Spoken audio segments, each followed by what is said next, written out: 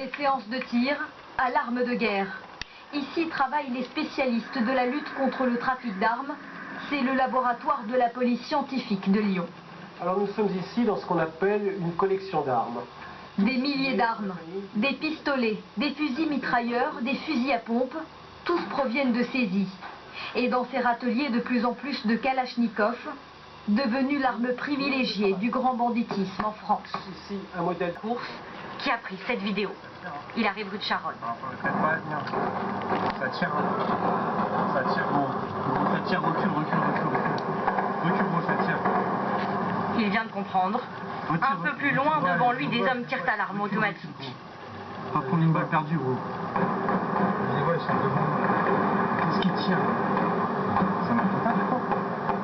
Ouais, ça tire à la calache, non? Lors son précédent, sous ton cours dans l'agglomération parisienne.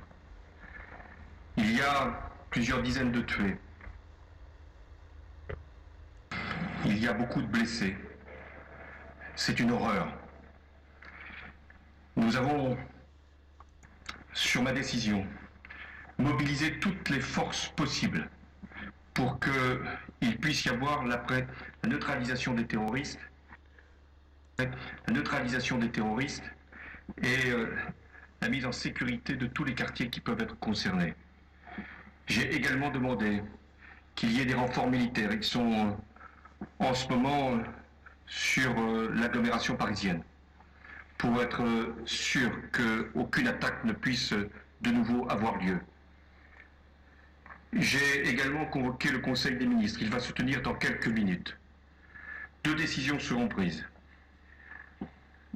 L'état d'urgence sera décrété, ce qui veut dire que certains lieux seront fermés, la circulation pourra être interdite et il y aura également des perquisitions qui pourront être décidées dans toute l'Île-de-France. L'état d'urgence, lui, sera proclamé sur l'ensemble du territoire. La seconde décision que j'ai prise, c'est la fermeture des frontières. Nous devons nous assurer que personne ne pourra rentrer pour commettre quelque acte que ce soit. Et en même temps que ceux qui auraient pu commettre les crimes qui sont hélas constatés puissent également être appréhendés s'ils devaient sortir du territoire. C'est une terrible épreuve qui, une nouvelle fois, nous assaille. Nous savons d'où elle vient, qui sont ces criminels, qui sont ces terroristes. Nous devons